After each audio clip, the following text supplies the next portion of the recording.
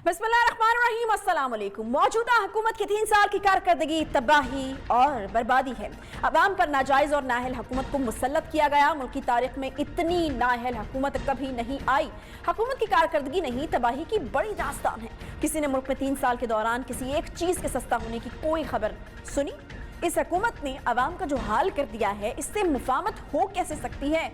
मुफामत तो दूर, हुकूमत से बात भी नहीं की जानी चाहिए। ये कहना था नायब सदर मुस्लिम लीग नून मरियम नवाज का, जो इवनफील्ड केस के समाअत के बाद आज इस्लामाबाद हाईकोर्ट के अहाते में मीडिया से गुफ्तगू कर रही थी। मरियम नवाज ने आज ये भी कहा कि हुकूमत के इंतकाम के आगे पेश होना कोई अक्लमंदी नहीं है। नवाज शरीफ पर जो कर्ज था वो इससे ज्यादा भुगत कर गए हैं। 3 साल तक उन्होंने सियासी इंतकाम और सजाएं भुगती हैं। साथ ही मरियम नवाज ने दावा किया कि अब हालात 2018 वाले नहीं बल्कि बहुत बदल गए हैं। बहुत जल्द आप हर चीज बदलती हुई देखेंगे। उनका कहना था कि जब जरूरी हुआ तो नवाज शरीफ साहब वतन वापस आ जाएंगे। क्या कहा, देखिए जरा। मेरा जाती ख्याल है शहबाज शरीफ ने हुकूमत नहीं बल्कि कौमी मुफाहमत की बात की है, ऐसा कहना था मरियम नवाज साहिबा का। साथ ही उन्होंने इलेक्ट्रॉनिक वोटिंग मशीन से मुताल्लिक अपना हम बयान भी दिया। उनका कहना था कि इस वक्त कोशिश ये होनी चाहिए कि आइंदा आम इंतखाबात में धांधली के लिए जो बनाए गए मंसूबे हैं उनको रोका जाए, ताकि मुसल्लत की गई हुकूमत से छुटकारा मिल सके। ऑपोजिशन जमातें इंतखाबी इस्लाहात और इलेक्ट्रॉनिक वोटिंग मशीनों को धांधली का मंसूबा करार दे रही हैं, तो हुकूमत की जानिब से भी ऐलान ये किया जा रहा है कि हर सूरत ये यकीनी बनाया जाएगा कि अगला जो इलेक्शन है वो इलेक्ट्रॉनिक वोटिंग मशीन्स के जरिए से ही करवाया जाए। मुशीर पार्लिमानी अमूर बाबर अवान ने आज शहबाज गिल के हमरा प्रेस कॉन्फ्रेंस की और उन्होंने कहा कि नवाज शरीफ अपने पांव पर कुल्हाड़ा मारकर इदारों से लड़ पड़ते थे। धांधली के लिए मरबूत निजाम मुरतब किया गया जो रिपोर्ट में मौजूद है। उनका कहना था कि इलेक्ट्रॉनिक मशीन हर कमेटी में दिखाने के लिए तैयार है। अगले इलेक्शन में इलेक्ट्रॉनिक वोटिंग मशीन इस्तेमाल होगी। मुस्लिम लीग नून उनके लीडर्स गए थे आज इलेक्शन कमिश्नर पाकिस्तान में। जो आने वाला एक इलेक्शन है उसके बारे में उन्होंने उसी तरह वावेला शुरू किया जिस तरह जीबी इलेक्शन हारने से पहले उन्होंने किया था, जिस तरह एजेके इलेक्शन हारने से पहले उन्होंने किया था, जिस तरह सियालकोट इलेक्शन हारने से पहले किया था। डस्का में जब आप जीत जाते हैं आप फौरन जिंदाबाद के नारे लगाते हैं इलेक्शन कमीशन के लिए, और जब कहीं हारते हैं तो आप रैली लेके आ जाते हैं इलेक्शन कमीशन के खिलाफ नारे लगाने के लिए। हम हर जगह मशीन हर कमेटी को दिखाने के लिए तैयार हैं। 2021 में जो कानून साजी का अमल है वो हम पूरा करेंगे, हाँ हमें सेनेट और हाँ हमें ज्वाइंट सेशन में जाना पड़े। वज़ीर-ए-आज़म के मुआविन ख़ुसूसी शहबाज गिल ने भी मीडिया से गुफ्तगू करते हुए कहा कि अगला इलेक्शन साफ और शफाफ होगा। इलेक्ट्रॉनिक वोटिंग मशीन इस्तेमाल की जाएगी। वोटिंग मशीन से मुतालिक जो खदशात हैं वो दूर करने के लिए तैयार हैं। उन्होंने लीगी रहनुमाओं को तनकीद का निशाना बनाते हुए कहा कि मरीम नवाज ने आज अदालत के अंदर जलसा करने की कोशिश की है, जबकि शहबाज शरीफ पैगाम भेजते हैं कि मुझे EVM समेत हर चीज़ कबूल है, सिर्फ NRO दे दें। अगला इलेक्शन तो इंशाल्लाह फ्री एंड फेयर होना है, उसमें वोटिंग मशीन यूज होगी। जो आपके जायज बातें हैं, खदशात हैं, उस मशीन को चेक करें, टेस्ट करें, वो बताएं ताकि उनको रिमूव किया जा सके। मरियम सफदर साहबा अदालत के अंदर, हाई कोर्ट जैसी आला अदालत के अंदर जलसा करने की कोशिश की गई। शहबाज शरीफ साहब वो अंदर खाते पैगाम भेजते हैं कि मुझे EVM भी कबूल है, मुझे हर चीज कबूल है, आप बस NRO दें किसी तरीके से। इस हवाले से आज हुकूमत और अपोजिशन दोनों का मौक़िफ़ जानने की हम कोशिश करेंगे। हुकूमत से पूछेंगे कि अपोजिशन EVM पर मुत्तफिक ना हुई तो फिर होगा क्या? क्या हुकूमत हर सूरत यानी अपोजिशन के इत्तफाक के बगैर इलेक्ट्रॉनिक वोटिंग करवा के रहेगी? और मरियम नवाज साहिबा के बयान के बाद अब हालात 2018 वाले नहीं बल्कि बहुत बदल गए हैं, तो जानेंगे ये कि क्या हुकूमत को हालात बदलने का भी कुछ अता पता है या कोई इदराक है कि हालात बदल रहे हैं या बदलने वाले हैं। मियाँ फ़ारूक हबीब साहब जो हैं वो हमारे साथ मौजूद हैं, वज़ीर मुमलकत बराए इत्तलात। बहुत शुक्रिया फ़ारूक हबीब साहब प्रोग्राम में ज्वाइन करने के लिए। फारूक साहब, एक तरफ आपकी हुकूमत हम देख रहे हैं कि बाज़िद है कि जी इलेक्ट्रॉनिक मशीन के जरिए ही जो है वो अगला इलेक्शन कराया जाएगा, और अपोजिशन किसी तौर मान के नहीं दे रही कि इसको इस्तेमाल किया जाना चाहिए। तो अगर जो है अपोजिशन जमातें मुत्तफिक नहीं होती हैं तो इलेक्ट्रॉनिक मशीन्स का जो मामला है वो खटाई में पड़ जाएगा, या फिर आप को कोई फ़र्क नहीं पड़ता, अपोजिशन नाराज़ है तो रहे, आप लोग जो हैं उनको मनाए बगैर लागू कर देंगे उसे? देखें, बात यह है कि वज़ीर-ए-आज़म इमरान खान साहब ने तो कौमी असम्बली में खड़े होकर इनको दावत दी कि आएँ आकर इंतखाबी इस्लाहात के ऊपर काम करें। अब इंतखाबी इस्लाहात या इलेक्ट्रॉनिक वोटिंग मशीन जो है उसको देखने से अपोजिशन ख़ुद इनकारी है। ना शहबाज शरीफ ने ये मशीन देखी, ना ये मशीन जो है वो बिलावल ने देखी, उसको बग़ैर देखे मुस्तरद किए जा रहे हैं।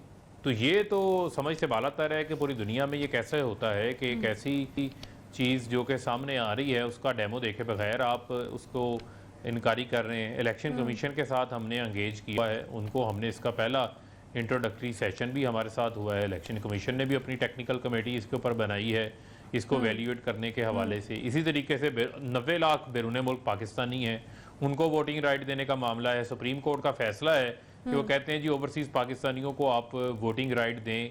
30 अरब डॉलर वो मुल्क के अंदर सालाना भिजवाते हैं, उनके पैसे अच्छे लगते हैं, उनको वोटिंग राइट देना जो है वो इनको बुरा लगता है।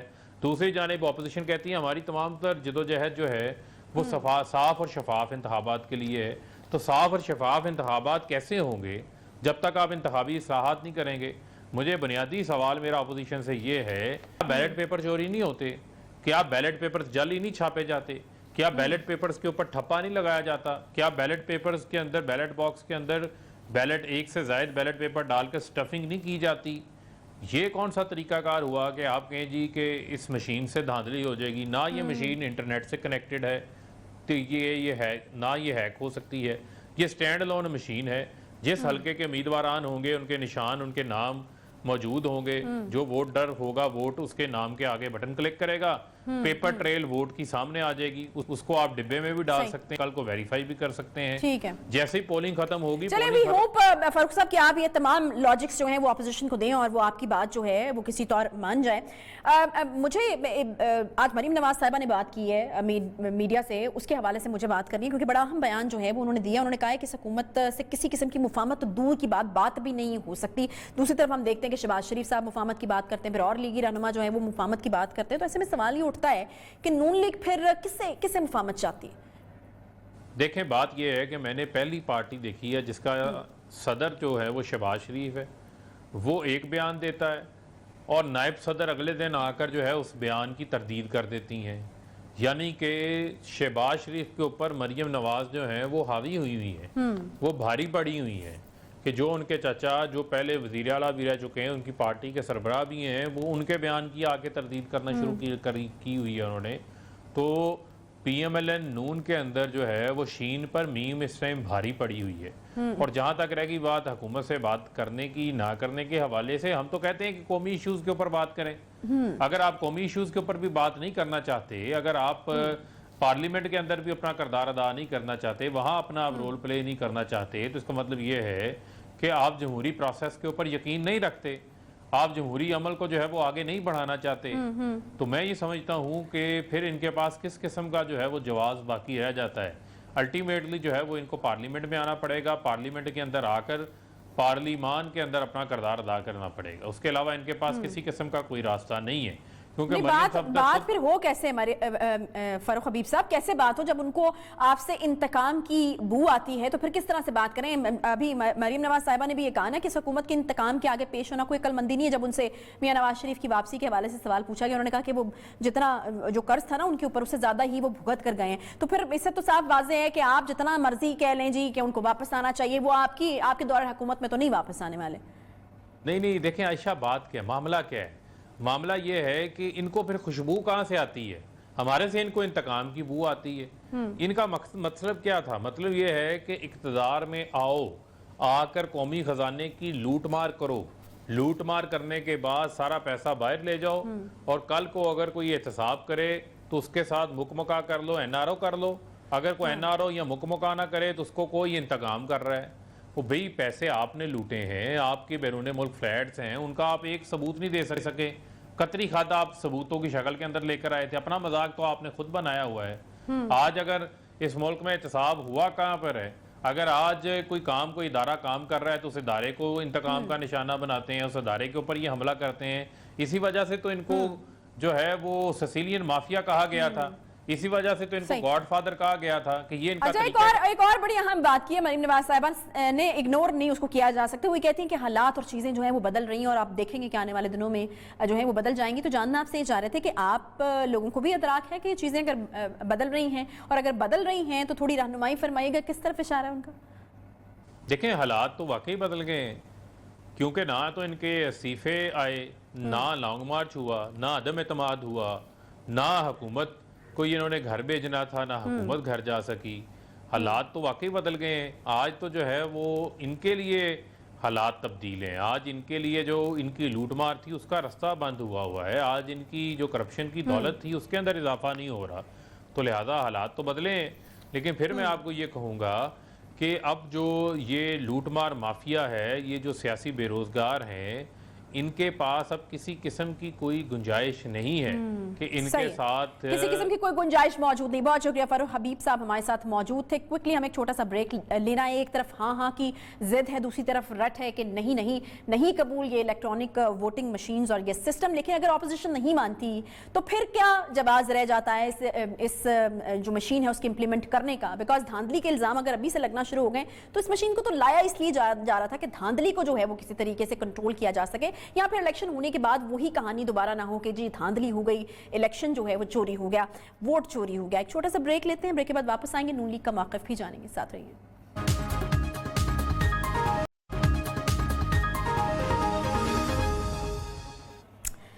पुलिस जिसका काम है शहर में जराइम का खात्मा करना, जराइम की रोकथाम करना, शहरियों की हिफाजत करना, कानून की खिलाफ वर्जी करने वालों को रोकना और आईन और कानून की पासदारी करवाना पुलिस के बुनियादी फराइज में शामिल है। मगर शहर कायद कराची में पुलिस के अफसरान मनशियात फरोशों की खुद सरपरस्ती कर रहे हैं। स्पेशल ब्रांच की जानिब से मनशियात फरोशों की सरपरस्ती करने पर पुलिस अफसरान की फहरिस्त तैयार की गई। जारी करता रिपोर्ट में 100 से जायद अफसरान और एहलकारों की निशानदही की गई है।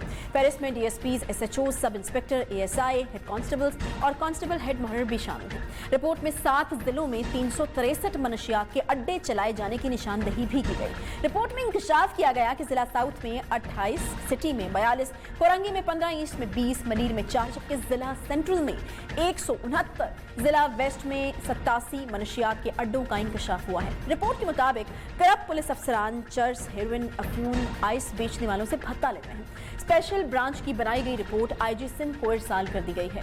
मनशियात फरोशों की सरपरस्ती करने के अलावा पुलिस की कारकर्दगी का हाल ये है कि ताहाल इस रिपोर्ट पर बयानात जारी किए जा रहे हैं। सवाल ये पैदा होता है कि अगर पुलिस मुजरिमों को पकड़ने की बजाय खुद मनशियात फरोश मुजरिमों की सरपरस्ती करती हुई नजर आएगी तो मनशियात की बासानी फराहमी को रोका कैसे जा सकेगा? आवाम की हिफाजत करने वाली पुलिस चंद रुपयों के एवज मनशियात फरोशों को खुला छोड़ देगी तो फिर मनशियात से फ्री पाकिस्तान कैसे बन पाएगा? इसी पर बात करेंगे। हमारे साथ मौजूद हैं जी एंकर पर्सन फवाद अहमद साहब, स्टूडियोज में तशरीफ रखते हैं। बहुत शुक्रिया फवाद, और ख़ास शुक्रिया लाहौर में हमारे साथ स्टूडियोज में मौजूद होने का। कि पुलिस ने मौक़िफ़ ये अपनाया कि रिपोर्ट 1 साल पुरानी, चले मान लेते हैं कि 1 साल पुरानी है, लेकिन जिन लोगों के रिपोर्ट में नाम हैं उनमें से अक्सर और बेशतर तो अब भी काम कर रहे हैं। पैसों की बस पुलिस कैसे माफियाज को इजाज़त दे सकती है कि ठीक है आप खुलेआम ये मनशियात फरोशी करते रहें? आयशा, सबसे पहली खबर तो यह है कि जो तमाम के तमाम ऑफिसर्स थे, पुलिस एहलकार थे, उनको सस्पेंड कर दिया गया है। तहकीकात होंगी और तहकीकात के बाद ही नतीजा निकलेगा कि वो किस हद तक मुलविस है। जाहिर है कि एक इंटेलिजेंस रिपोर्ट है। स्पेशल ब्रांच एक इंटेलिजेंस ब्रांच है, पुलिस के इंटरनल सिस्टम को भी देखती है और बाकी चीज़ों की भी। पुलिस की इंटेलिजेंस आप समझ लें कि विंग है, उसकी रिपोर्ट है। अच्छा, इसके अब जो सरबरा हैं वो गुलाम नबी मेमन साहब हैं, जो इससे पहले additional IG Karachi police chief थे, और उनके ज़माने में मनशियात फरोशों के हवाले से एक बड़ा क्रैकडाउन किया गया। कराची में मनशियात फरोशी से ज्यादा बड़ा मसला था वहां पे गुटखा और मावा। आप कराची में नहीं रहती इसलिए आपको गुटखा मावा का अंदाजा नहीं है। छालिया की एक गंदी सी किस्म है कि जिससे कराची के दरो दीवार जो है वो आलूदा है।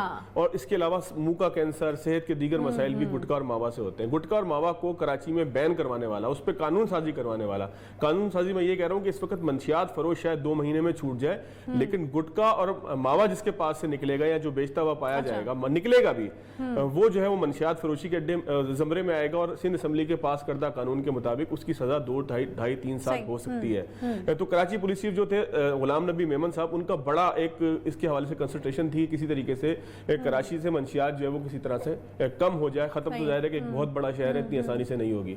2 वाकयात मैं आपको समझने के लिए बताता हूँ। मीरपुर खास का वाकया है। मीरवा गोरचानी के SHO थे, उनके घर पे छापा पड़ता है एंटी नार्कोटिक फोर्स का, और जब छापा पड़ता है तो वहाँ बड़े पैमाने पर एक मनशियात का एक अड्डा वहाँ पर मिलता है और उनको जो है वो गिरफ्तार किया जाता है। बाद में तहकीकात से साबित होता है कि उनके पास मनशियात मौजूद थी, यानी कि SHO जो है मीरपुर खास का, उसके घर से मनशियात निकलती है। दूसरा एक वाकया होता है जामशोरो का। जामशोरो हैदराबाद से मुत्तसिल एक शहर है छोटा सा, जहाँ पर टूल प्लाजा मौजूद है। अगर आपने हैदराबाद जाना है तो वहाँ पर आपको रुकना पड़ेगा।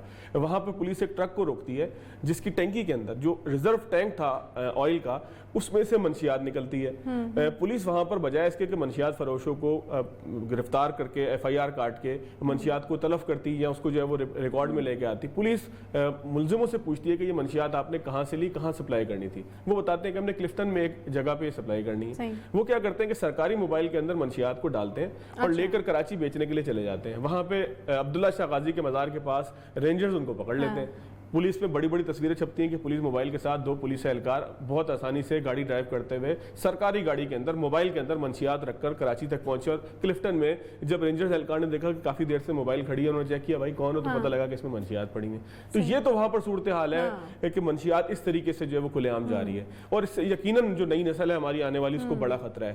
और भी तो जराइम, जब पुलिस इस तरीके से सरपरस्ती करेगी मनशियात फरोशों की और फिर अड्डों की सरपरस्ती की जाएगी, उनको तहफ़्फ़ुज़ फराहम किया जाएगा, तो यकीनन उसकी आड़ में फिर आप और बहुत सारी चीजें जो है ना वो होने देते हैं, तो और जराइम भी तो यकीनन बड़े होंगे कराची में। देखें जी, पुलिस एहलकार या पुलिस के जो अफसरान हैं उनसे हमारी मुख्तलिफ मौक़ों पे बातचीत होती रहती है। वो खुद ये बताते हैं कि कराची में जराइम की एक बड़ी वजह है कि वो लोग जो मंशियात का इस्तेमाल करते हैं वो अपने पैसे पूरे करने के लिए, मंशियात खरीदने के लिए जराइम करते हैं। यानी कि जो फर्द मंशियात का इस्तेमाल कर रहा है उसको पैसे चाहिए, बड़े पैमाने पे चाहिए, वो जुर्म करेगा। और जो मुजरिम पकड़ा जाता है उससे मालूम ही होता है कि उसने इसलिए जो है वो जुर्म किया, उसने इसलिए मोबाइल छीना, उसने इसलिए किसी के घर पे डकैती डाली कि उसने अपनी मंशियात के पैसे पूरे करने थे। अच्छा, एक बड़ा खतरनाक मामला जो है जिसके ऊपर बहुत ज्यादा बात होनी चाहिए वो है आइस और क्रिस्टल का नशा। मैंने इसके ऊपर एक पूरा प्रोग्राम भी किया था। आइस और क्रिस्टल का नशा इतना खतरनाक है कि नौजवान नस्ल उसको इसलिए इस्तेमाल करती है कि आइस या क्रिस्टल मैंने कभी इस्तेमाल नहीं की, ना मुझे पता है कि कैसी होती है। इन दोनों में से कोई एक चीज ऐसी है कि जो बच्चों को यह एहसास दिलाती है कि वो बहुत पावरफुल हो चुके हैं, यानी कि पावर बूस्टर है एक तरह से। एथलीट्स इसको इसलिए इस्तेमाल करते हैं, ये जंग अजीम के अंदर जापान ने इस्तेमाल किया था, जापान के फौजी इसको इस्तेमाल करते थे ताकि उनको नींद ना आए।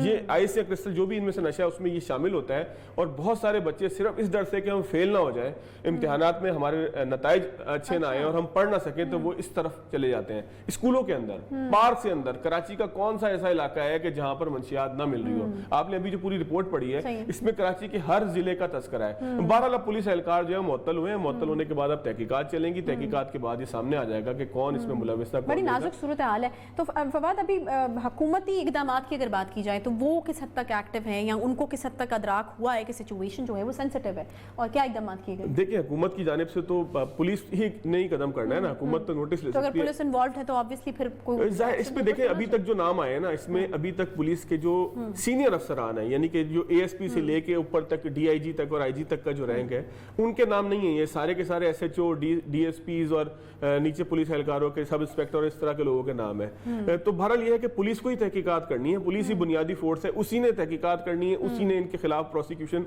करके जो है वो इनको अंजाम तक पहुंचाना है। मसला क्या है इसके अंदर?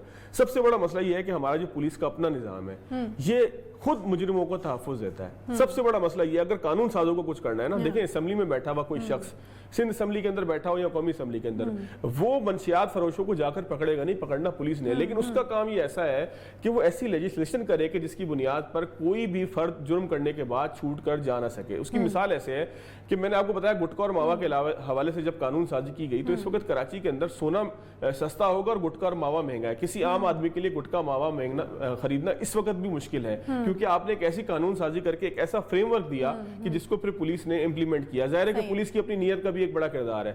कानून साजों को यह करना चाहिए कि उनको ऐसी कानून साजी करनी चाहिए कि जो शख्स मंशियात 20 ग्राम 25 ग्राम 50 ग्राम चर्च के साथ पकड़ा जाए, वो 2 महीने के बाद दंदनाता वो सड़क के ऊपर ना फिर रहा हो कि 2 महीने से जेल की रोटी भी तोड़ी है, जेल में वो क्राइम के नए गुर भी सीख कर आया, जेल में जेल बुनियादी तौर पर इस्लाह खाना होता है। लेकिन इस्लाह खाने के अंदर क्या हो रहा है, ये सारा का सारा नेटवर्क, सारा का सारा सिस्टम ठीक होगा कि जब ऐसी कानून साजी होगी कि जिसमें मुलजिम को ये पता हो कि अगर वो इस जुर्म में पकड़ा जाता है तो वो छूटेगा नहीं। हुकूमत ने ये करना है कि उसने नोटिस लेना है, उसने IG को कहना है कि इन तमाम लोगों के खिलाफ कार्रवाई करे। कार्रवाई पुलिस नहीं करनी है, चाहे कैसी भी सूरत हाल हो। किसी मुल्क पे खुदा ना खास्ता किसी भी मुल्क के ऊपर अगर कोई अटैक भी हो जाता है ना, तो पुलिस तो फिर भी मौजूद रहती है, फौज मुकाबला उसका करती है। पुलिस तो बुनियादी फोर्स है, इसने रहना है, इसी ने कार्रवाई करनी है, इसी को ठीक करना है, और जो हुक्मरान है उन्होंने इसको ठीक करना है। जब तक हुक्मरान अपने जहन में ये नियत नहीं बनाएंगे कि हमने मंशियात फरोशी की लानत, देखिए होता क्या है पाकिस्तान पे इस वक्त जो FATF की पाबंदियां हैं, पाकिस्तान को इस वक्त जो बहुत सारे दहशतगर्दी के मसाइल का सामना था, उसका बुनियादी मकसद ये, उसकी बुनियादी वजह ये थी कि हम दहशतगर्दी में ये जो एक चर्च, इतनी सी चर्च अगर 2,000 रुपए की मिल रही है, तो आप सोचे ना कि ये गैर कानूनी पैसा ये किसी भी काम में इस्तेमाल हो सकता है। इससे दहशतगर्दी भी हो सकती है, इससे चोरी भी हो सकती है, इससे डकैती भी हो सकती है, इससे कोई भी काम हो सकता है। ये सारे काम रोकने के लिए सबसे अहम चीज ये है कि मंशियात की लानत को जो है वो रोकना होगा, माशरे से पाक करना होगा। और सबसे बड़ी मैंने आपको बात बताई कि इस वक्त जो नौजवान नस्ल है, अगर उसकी फिगर्स यहाँ पर कोई कोट करे तो वो इतनी बड़ी फिगर है, छोटे छोटे से। फवाद, ये तो बहुत बड़ा इंपॉर्टेंट पॉइंट है मेरे ख्याल में। इसके ऊपर तो फौरी तौर पर कुछ करने की ज़रूरत है, बिकॉज नौजवान या तलबा ऐसा एक आपकी सोसाइटी के लोग होते हैं जो जिनके हाथ में आपका मुस्तकबिल होता है। तो ये तो बड़े हौला देने वाले फैक्ट्स हैं, इसके बारे में तो जल्द से जल्द कुछ करने की ज़रूरत है। वैसे आपको क्या लगता है, क्योंकि हम बहुत दफ़ा इस तरह होता है कि हम रियासत के ऊपर, हुकूमत के ऊपर जिम्मेदारी डाल देते हैं और फिर कहते हैं कि ठीक है, जब वो कुछ करेंगे तो होगा, नहीं करेंगे तो फिर नहीं होगा। कभी पुलिस के ऊपर डाल दी, कभी हुकूमत के। हमारी अपनी क्या जिम्मेदारी है, या पेरेंट्स का क्या रोल होना चाहिए? अपनी जिम्मेदारी जो है आयशा, अपनी जिम्मेदारी तो बड़ी बुनियादी है, इसमें तो कोई शक ही नहीं है कि अपनी जिम्मेदारी सबसे ज्यादा है। आपका बच्चा अगर नशा करता है, आपका बच्चा सिगरेट पीता है, आपका बच्चा अगर कोई और चीज, कोई भी गलत काम करता है, अगर पेरेंट्स उसके साथ कनेक्टेड नहीं है तो सबसे बड़े जिम्मेदार तो पेरेंट्स है ना। पेरेंटिंग का मतलब ये तो नहीं है कि आपने अच्छा खिला दिया, अच्छा पहना दिया और उसके बाद अच्छे स्कूल में दाखिल करा दिया। आपको देखना पड़ेगा आपका बच्चा, अगर मैं जो आपको बता रहा हूँ, मैंने मुख्तलिफ डॉक्टर से बात की, उस मौके पे मैंने अपने प्रोग्राम के लिए बड़ी रिसर्च की। हर बंदे का यही कहना था कि अगर आपके बच्चे के बिहेवियर में कोई फर्क आ रहा है, वो बहुत ज्यादा सो रहा है, बहुत ज्यादा जाग रहा है, बहुत ज्यादा जो है वो किसी काम के अंदर एक्सट्रीम के साथ इन्वॉल्व हो गया, तो आपको देखना होगा। जब तक पेरेंट्स अपने बच्चों के साथ कनेक्टेड नहीं होंगे ना, तो सोसाइटी से लानत का खात्मा नहीं किया जा सकता। दूसरी बात ये रह गई कि इस पूरे सिस्टम को कैसे चेंज किया जाए कि जिसके अंदर ये मंशियात फरोशी भी होती है। देखिए, मंशियात बिकेगी तब जब कोई खरीदार होगा, और खरीदार तो मैं हूं, खरीदार तो मुझे कोई बेचने वाला आ रहा है ना। सबसे पहले तो आपको जो बेचने वाला है उसके खिलाफ कार्रवाई करनी है। ये मंशियात कराची के उन इलाकों से आती है, कराची के अंदर कि जो बॉर्डर के इलाके हैं। कराची में दाखिल होने के 2-3 रास्ते हैं। एक बलूचिस्तान के रास्ते आप दाखिल हो सकते हैं, एक आप जो है वो सोराब गोट के रास्ते जो है वो दाखिल हो सकते हैं, या टूल प्लाजा के रास्ते दाखिल हो सकते हैं। इन तमाम चीज़ों को बआसानी रोका जा सकता है। ये मंशियात उन्हीं बसों के अंदर आती है कि जिसमें मुसाफिर सफर करते हैं। इसको जो है वो चौकी लगी होती है कोस्ट गार्ड की, वो नहीं रोकती।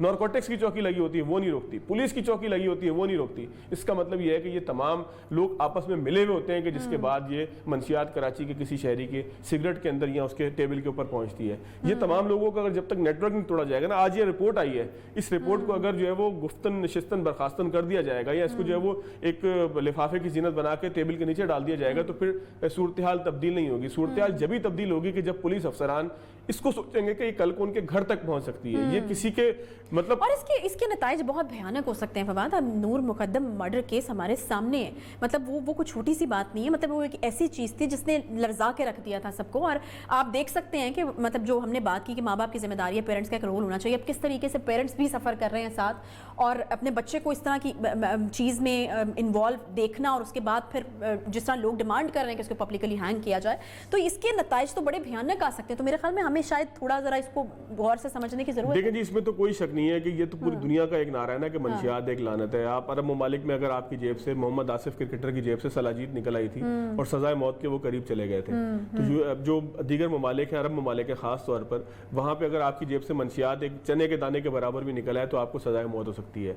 जब तक, मैंने आपसे कहा, कानून साजी नहीं करेंगे, जब तक आप प्रोसिक्यूशन को मजबूत नहीं करेंगे, यानी कि एक मुलजिम पकड़ा जाए और उसको यकीन हो कि रिश्वत दे के पकड़ा गया और रिश्वत देते हुए छूट जाओ, तो जब उसको यकीन होगा कि मंशियात से निकलने वाले पैसों से जो बचने वाले पैसे हैं उससे वो, मतलब इन सारे लोगों ने, मंशियात फरोशों ने एक बजट रखा होता है कि पुलिस को क्या बजट देना है, पकड़े जाने की सूरत में क्या बजट देना होता है। जब तक इस सारे सिस्टम को नहीं तोड़ा जाएगा, नेटवर्क को नहीं तोड़ा जाएगा, तो उस वक्त तक फिर नूर मुकद्दम केस भी होता रहेगा। कराची की बात अगर पूरे मुल्क में ऐसी पार्टीज, आपको भी पता है, मुझे भी पता है, ये प्रोडक्शन के जो लोग हैं उनको भी पता है कि ऐसी पार्टीज होती हैं कि जहां मंशियात चलती हैं, जहां पर मुख्तलिफ टैबलेट्स ऐसी चलती हैं कि जो लोगों को थरथली जिनके जिस्म के अंदर मचा देती हैं। ये सारा कुछ पाकिस्तान में हो रहा है ना, इसको एक नेटवर्क के थ्रू हो रहा है। इस नेटवर्क को तोड़ना कानून साज अदारों के लिए मुश्किल नहीं है। इस नेटवर्क को, पुलिस को पकड़ना मुश्किल नहीं है, जब तक कि आप इस तरह की रिपोर्ट्स 50 आती रहेगी। तो फिर क्या प्रायोरिटीज क्या हैं सिंध गवर्नमेंट की? क्या प्रायोरिटीज हैं? कराची अगर पॉपुलेशन के हिसाब से सबसे बड़ा शहर है, तो मनशियात के इस्तेमाल में भी सबसे बड़ा शहर है वो इस वक्त, तो क्या प्रायोरिटीज क्या है सिंध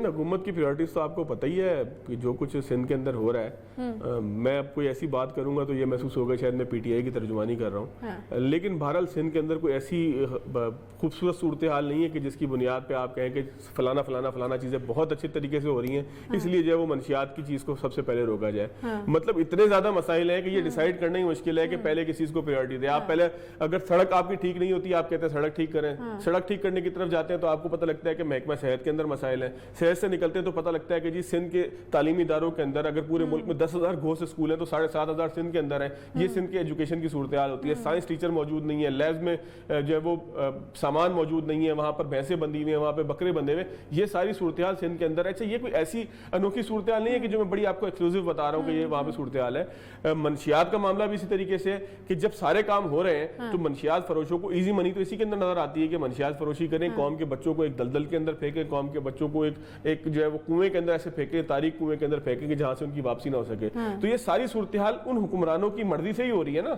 ये सारी सूरत हाल उनके इंतखाबी खर्चों को पूरा करने के लिए हो रही है ना। ये तमाम क्राइम जो हो रहा है सिंध के अंदर हो या पूरे पाकिस्तान में हो, मैं सिर्फ स्पेसिफिक सिंध की बात नहीं कर रहा। सियासी सरपरस्ती हासिल है ना इस क्राइम, सियासी सरपरस्ती हासिल है। लेकिन सिंध के लोग मुझसे एक सवाल और पूछते हैं, जब आप उनसे बात करेंगे वो एक सवाल और पूछते हैं कि ये मंशियात आती कहाँ से है। ये मंशियात पूरे पाकिस्तान से चलती हुई सिंध तक पहुंचती है ना, तो जिम्मेदारी तो फिर केपी के भी हुई, जिम्मेदारी तो फिर पंजाब की भी हुई। ये मंशियात कोई कराची के बाहर किसी सोराब रोड या बैरिया टाउन के पास किसी पहाड़ी के ऊपर नहीं बन रही। ये जाहिर है कि ये दर्रे से चलती है, अफगानिस्तान की तरफ से चलती है और पूरा पंजाब क्रॉस करते हुए सिंध में आती है। तो जिम्मेदारी तो फिर सबकी बनती है, सिर्फ सिंध हुकूमत को मलाइन करना या उनको बुरा भला कहना बनता नहीं है। ये पूरे पाकिस्तान का मसला है और मंशियात किसी के घर से भी खुदा ना खास्ता निकल सकती है, किसी के ऊपर भी जो है वो हमला कर सकती है। तो सिंध हुकूमत को ठीक है कि मसाइल बहुत ज्यादा है, ठीक है कि हम ये कहेंगे कि सिंध हुकूमत जिम्मेदार है क्योंकि उनके पास से ये रिपोर्ट आई है, लेकिन इट डजंट मीन कि सिर्फ मसला सिंध के अंदर है। सिंध तक मंशियात पहुंचती बरास्ता पंजाब है और केपी के से आती है। बहुत शुक्रिया जी फवाद अहमद साहब हमारे साथ मौजूद थे। क्विकली जो प्रोग्राम क्लोज करना पड़ा, वक्त खत्म हो गया। इंशाल्लाह कल मुलाकात होगी, ख्याल रखिए अपना। अल्लाह हाफ़िज़।